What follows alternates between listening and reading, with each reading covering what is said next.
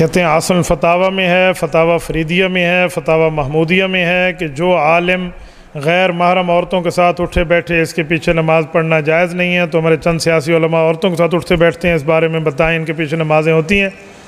आसन फतावा वाले, फतावा फरीदिया वाले और फतावा महमूदिया वाले, ये तीनों उन सियासी उलमा की कदर करते हैं जिन सियासी उलमा के ख़िलाफ़ आपने पर्ची लिखी है।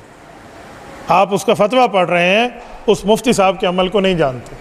आपको खुद तो जानना चाहिए। मेरे दोस्तों, कोई सियासी आलिम किसी खातून के साथ उठना बैठना नहीं पसंद करता, न वो आलिम अपने पास किसी खातून को रखता है। किसी और जमात की नुमाइंदा खातून बन के आए, वो जाने, उसका काम जाने, वो हमारी जमात की थोड़ी है। दारुल उलूम देवबंद का जलसा चल रहा था 100 साला, और उसमें Indira Gandhi prime minister of the India उसमें आकर शरीक हुई है। हज़रत हुसैन अहमद मदनी रहमहुल्लाह, हज़रत मौलाना कारी मोहम्मद तैयब कासमी रहमहुल्लाह और बड़े बड़े उलमा, आप क्या कहेंगे कि हज़रत कारी मोहम्मद तैयब कासमी और बाकी सारे उलमा देवबंद, इनके पीछे कोई नमाज नहीं होती, इनके स्टेज पर औरत आ गई थी? कैसे फतवाबाजी आप फरमा रहे हैं? जिन उलमा पे आप बात फरमा रहे हैं वो आपसे ज़्यादा इस मसले को जानते हैं।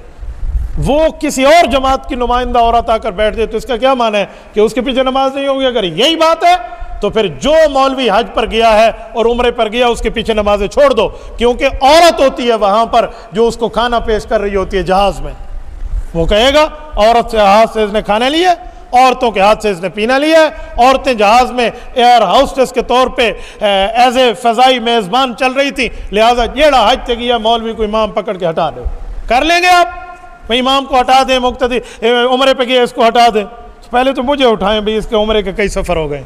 अभी मुझे भाई हम सही सब कह रहे थे रमज़ान में उम्रा मुबारक, अल्लाह मुझे ले गया, अल्लाह आप सबको भी ले जाए, अल्लाह हम सबको ले जाए।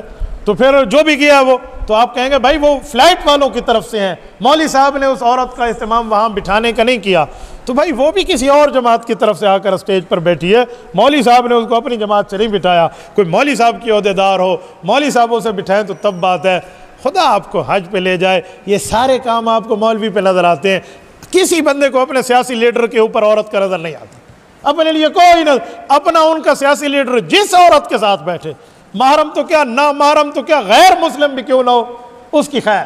और मौलवी साहब बेचारा बैठे और कोई और जमात की औरत इत्तेहाद के तौर पे किसी स्टेज पे बैठ जाए जिसमें मौलवी को कोई वास्ता ना हो, फिर भी मौलवी पे बोलते हैं। अल्लाह ताला आपको खुश व खुर्रम रखे, मुस्बत सोच रखे, मामलात को सामने रखा करें।